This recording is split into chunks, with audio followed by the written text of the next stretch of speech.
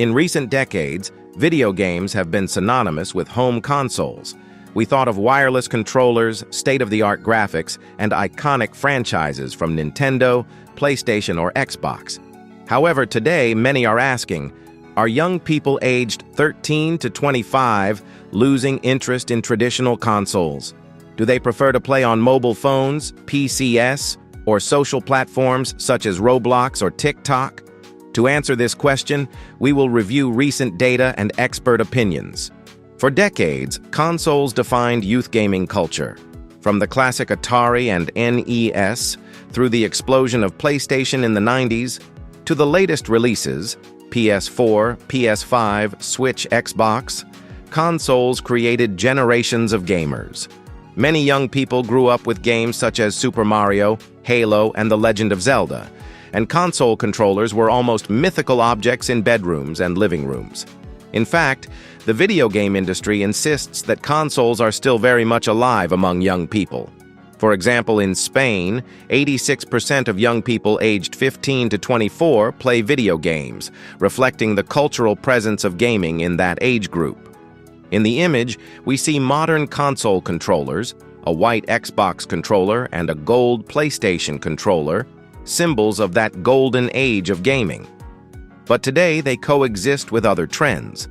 Preferences are diversifying. Many young people combine consoles with smartphone video games, social media, and massively multiplayer online games. Below, we will analyze the current data to understand this change in habits. The most recent studies show that mobile phones are now the most widespread gaming platform among young people. For example, Mexico's 2023 National Survey on Audiovisual Content Consumption reported that of those who play video games, 74% use cell phones, while only 37% use video game consoles and 11% use computers.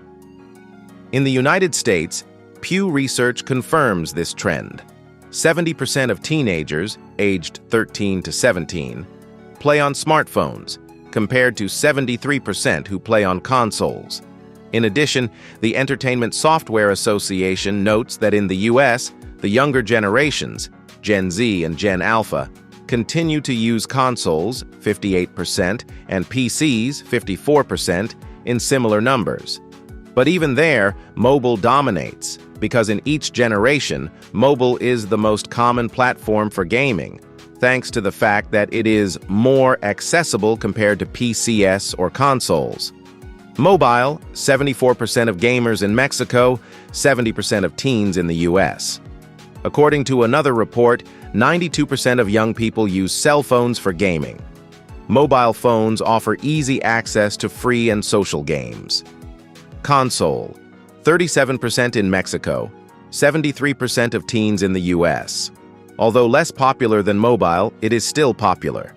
PlayStation is the favorite console. Almost half of young gamers prefer PS5, PS4. PC, 11% in Mexico, 49% of teens in the US play on PC. PCs excel among hardcore gamers and in creative work, mods, video editors, etc.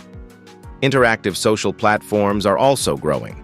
For example, Roblox, a social environment and massively multiplayer game, reached 85.3 million daily active users by the end of 2024, with teen usage increasing from 34% to 46% in 1 year. TikTok, meanwhile, is not a game, but has made its mark on youth culture. Around 60% of teens visit TikTok daily, consuming gaming content, viral challenges, or short games. In short, today's young people connect to multiple screens, consoles, but also phones, PCs, and social networks that integrate gaming into their daily lives. The Japanese survey by Shibuya 109 provides a good example of young people's tastes. It revealed that 80% of young people aged 15 to 24 play video games, almost half, 44.9%, every day, with an average of about 100 minutes per day. However, their ranking of favorite platforms is very different from that of previous generations. 94.7% play on mobile devices, 38.5% on Nintendo Switch, 33.2% on PC, and only a negligible percentage on next-generation consoles. PS5/Xbox Series are practically non-existent. Interestingly, older devices such as the Nintendo DS still appear in the top 5, 12.2%. These data indicate that Gen Z values portability and quick entertainment, mobile, more, or clings to retro devices out of nostalgia or low cost. The time spent also varies. Most teens consider it balanced. In the US, 58% of teens say they spend the right amount of time gaming, with only 14% believing they spend too much time. In addition, socialization is key. 72% of teen gamers say they play to spend time with others, and almost half have made friends online through gaming, 47%. This reflects that the social aspect of gaming, playing together online, streaming, watching esports, is as important as the game itself. For example, 70% of Gen Z youth, ages 14 to 19, believe that gaming helps them maintain connections with others. In other words, they seek social and collaborative experiences beyond pure individual competition. Young people primarily value convenience, mobility, and social connection.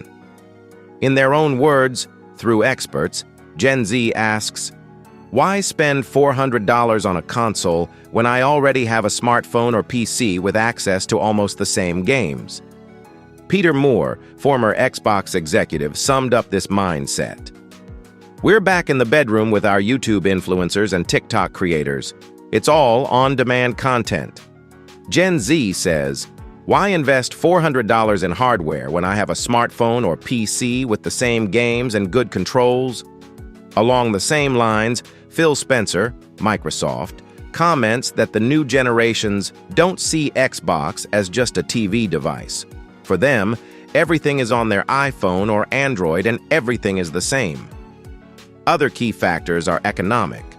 In Japan, it was noted that the average young person spends only about 10,446 yen per year, approximately $62 US, on video games, making it difficult to buy a next-generation console or its games.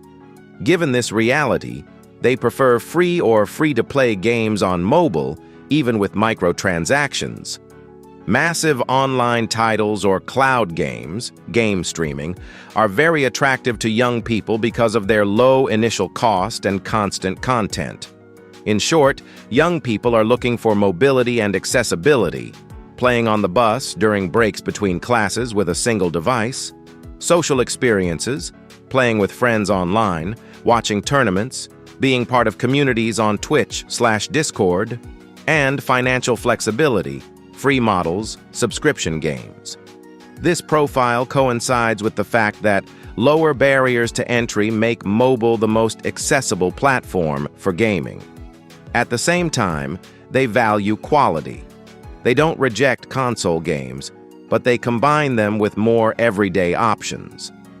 How does this translate into market figures?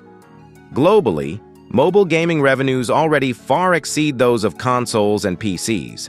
According to Newzoo, 2023, 49% of global gaming revenues came from mobile devices, compared to 29% from consoles and 21% from PCs. Reports agree that mobile gaming is the fastest-growing segment, especially in emerging economies, while mature markets are already close to saturation. However, consoles continue to sell well. The PlayStation 5 surpassed 50 million units sold by the end of 2023, surpassing the adoption of PS4.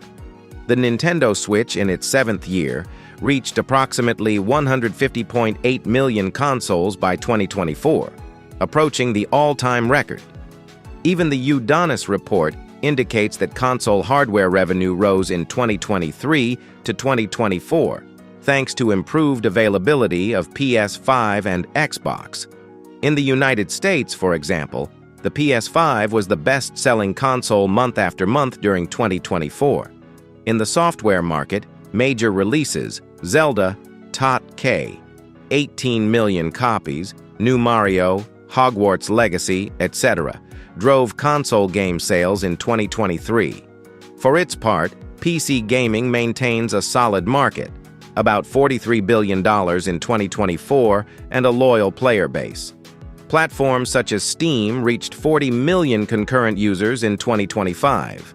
And in interactive social platforms, Roblox exemplifies the mix of gaming and social networking. It already has more than 85 million daily active users, and youth interest in fashion and virtual community within the game is booming. TikTok, for its part, is not a gaming platform per se, but it is part of the ecosystem. It serves to discover new games, watch matches, or participate in viral challenges linked to gaming. In comparison, we could summarize: consoles offer deep and exclusive experiences with high-level graphics, but require an initial investment and staying at home.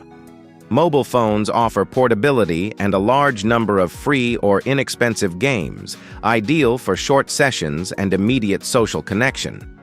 Emerging platforms such as Roblox combine gaming, community, and virtual commerce, capturing those who are looking for more than just passive entertainment.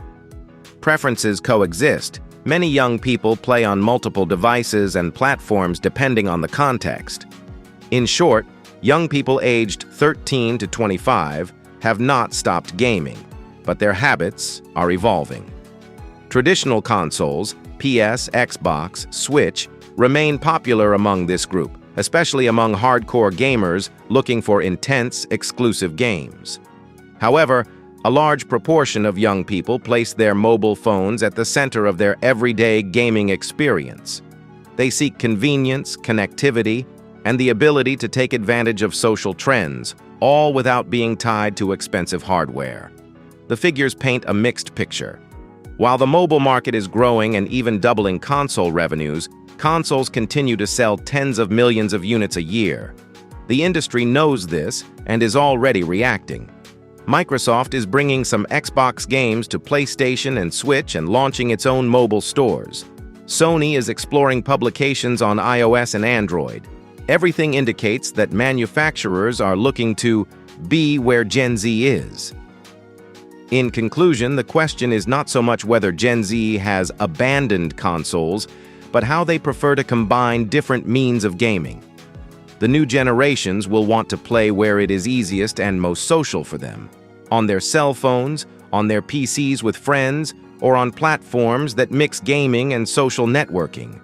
Consoles will continue to exist, but they will have to adapt to this mobile and social audience. Will young people remain loyal to their PlayStation and Xbox? Or will the future of gaming become increasingly nomadic and social?